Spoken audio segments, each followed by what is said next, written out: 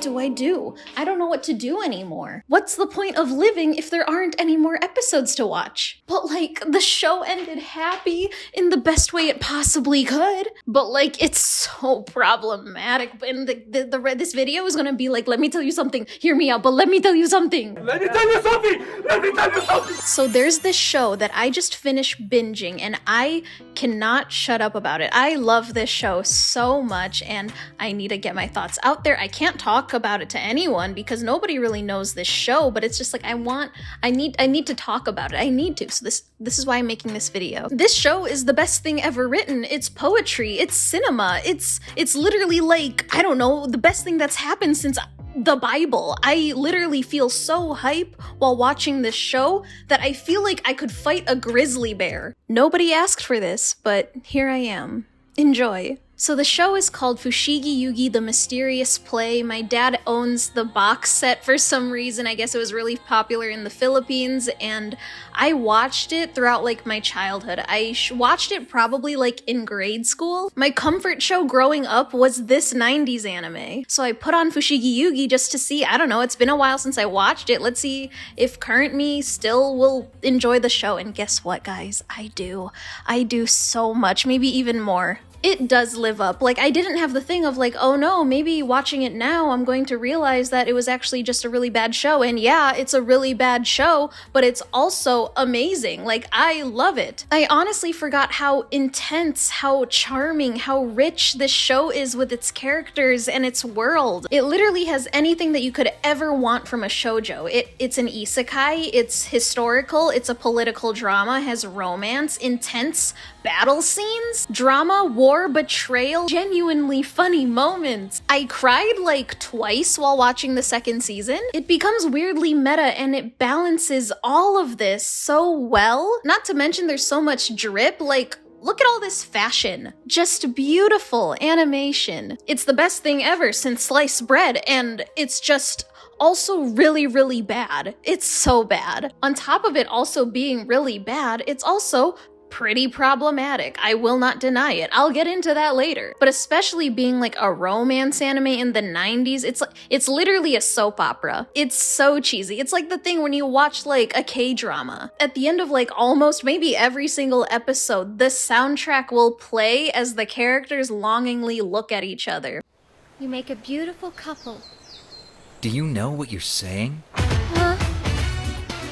I just need to elaborate. I need to talk about all of this. I need to get everything that I need to say out of my system. So like, I don't know, pretend we're like best friends and I'm just yapping to you about my latest hyperfixation that you don't maybe not even really care about, but like you're excited to see how passionate I am about something. Hear me out, please hear me out. But first, let's make room for the sponsor of today's video, Temu. Temu reached out to me and asked me to pick out some items from their store, and I got a lot of really cool things. All of them will be linked in the description below. But to be honest, I was pretty skeptical before ordering on there. Like, I had some friends who've ordered on there before, but like, I was really surprised at the quality and how well in good shape all of these items are, especially for how cheap they were too. I tested Temu on a bunch of different things especially to spruce up my new room, my new place, and some tech stuff like my new projector, which I used on my last PowerPoint video. I used that projector to watch anime while I was building all the furniture here. Like, I was so surprised. It's honestly a beast. Other stuff I got was this rug, which was so soft, this mouse pad. Look at them spicing up my setup. I got some new Pokemon plushies to spice up my collection, a Switch game card case, which is actually really cool because I'm actually using it as an SD card holder since I use my camera a lot and I tend to lose these. I also got like this cute bear mug, which unironically is the main cup that I use now because it's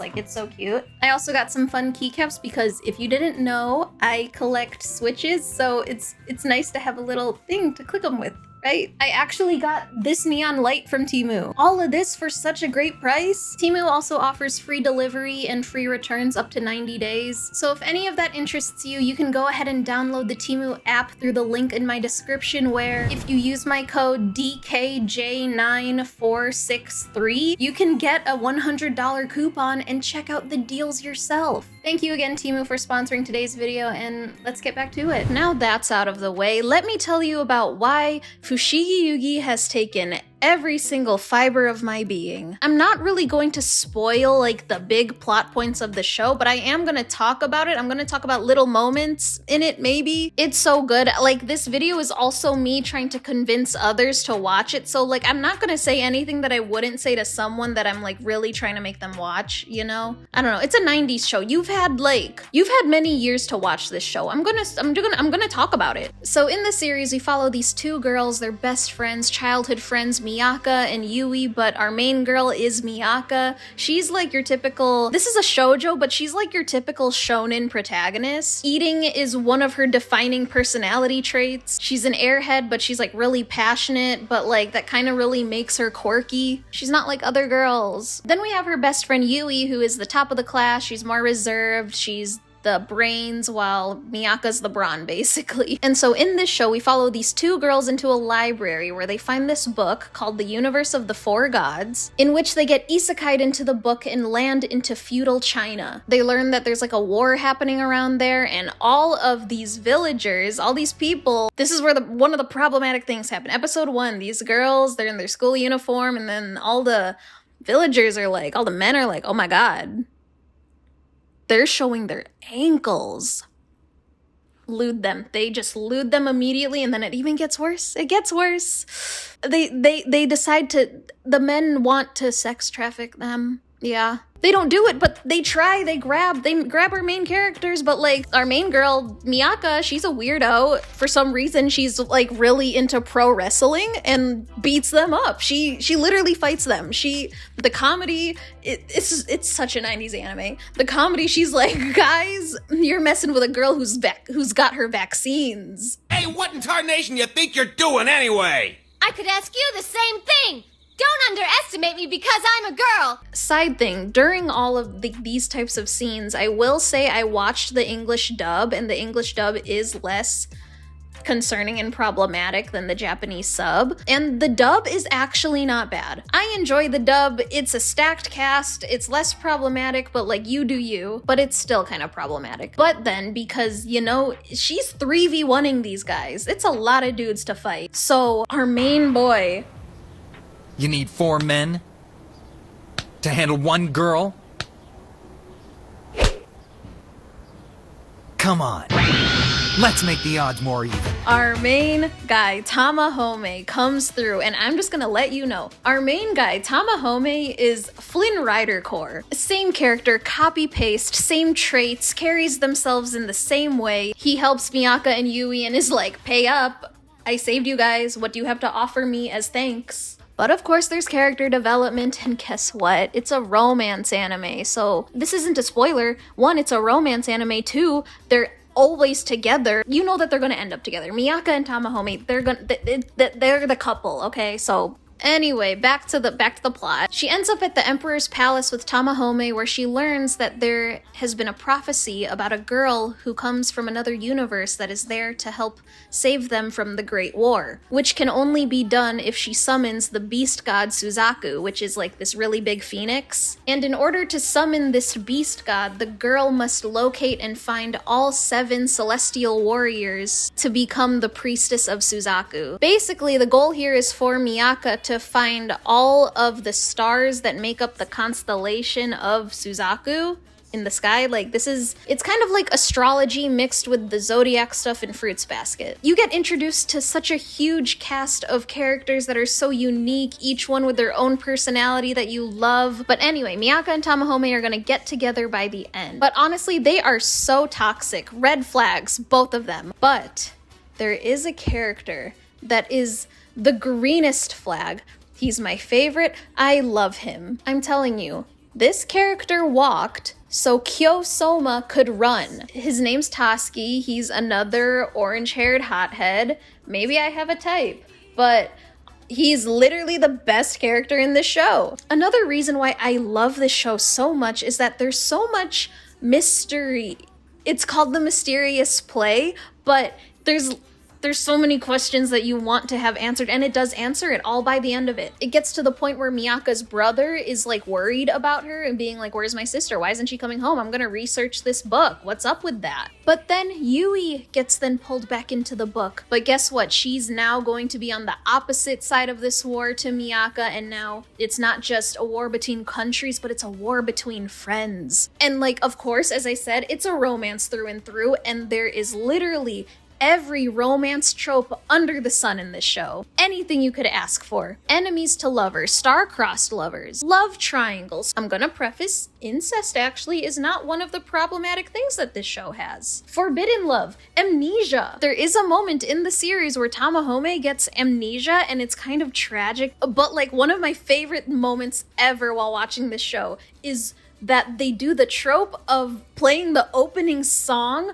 when as his memories are flooding back to him. Oh my god, I love this show. When I tell you I could not sit still, I stood up while watching the story around it, getting to the point where this setup of the amnesia, and then the moment, the payoff, the moment it happens, you hear the opening soundtrack. It's cinema, it's peak. It's the best thing ever. And that's the biggest, if not the biggest thing about this show, the soundtrack. The soundtrack is so good. The opening and the ending stay the same throughout the entire show. That's how you know. The writers knew that, like, no notes. We don't need to change this. The music plus the opening itself is just so visually stunning. It makes you feel like you're getting dragged into this mysterious but awesome world. The music just hits you. It starts so sudden, but then it invites you in and starts building, and you feel the magic.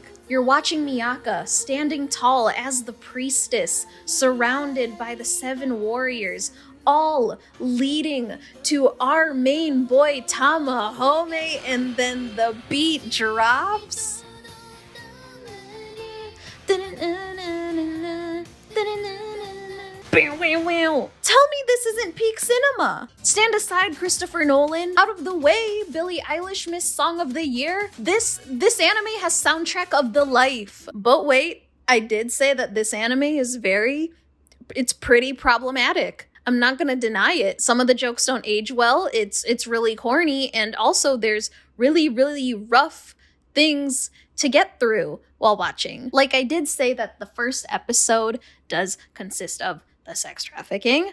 Funny, I wish it didn't happen more than once in the show. It happens a little often, honestly.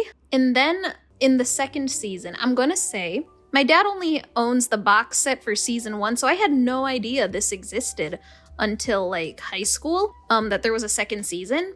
And so rewatching it, I saw that the second season is a lot darker. The first season is meeting everyone. Oh my gosh, I love Tamahome. Oh my god. But the second season, there's so much more at stake. The war is getting a little more intense. But I will say that there is a few episodes, an arc in the show that is really, really hard to get through because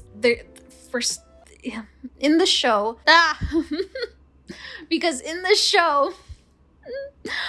an aspect to be the priestess of Suzaku is, or a priestess in general, is that the girl must be untainted. She must be a virgin.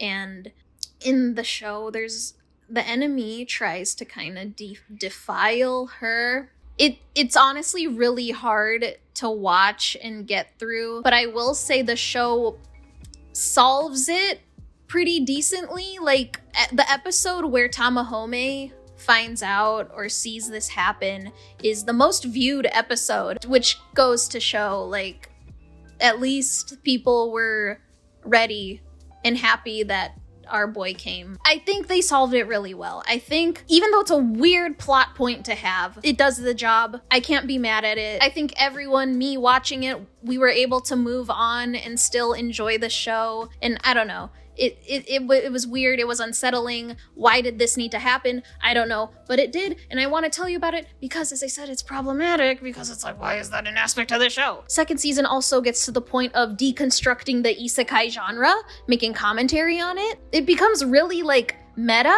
and I don't know. As I said, this show does so much, so well, and I love it. I love this show. I love this show despite all of the problematic parts. I love this show so much. It's so good. The show ended wonderfully, and then I just learned through my current rewatch that they released an OVA, a little mini series. I love it. I love this show. Have I mentioned that? Is that everything? I hope so. I could go on, but I will stop for now. I really, really hope that you found this entertaining. This is not really a video that I typically make. I'm very happy you've made it this far if you're watching it right now. Also, I just hit 50K subscribers.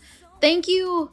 Thank you so much. I still can't believe that so many people watch my videos and so many people care about what I make. This platform has honestly given me so much personal growth for me, has made me more confident in myself. Thank you. Thank you so much. I'll plan something to celebrate, but until then, please leave a like, comment, subscribe, all of it, none of it. Let me know if you want more incoherent yapping. This video is my first non-scripted video, so I hope it was fun. I hope you enjoyed. Please let me know.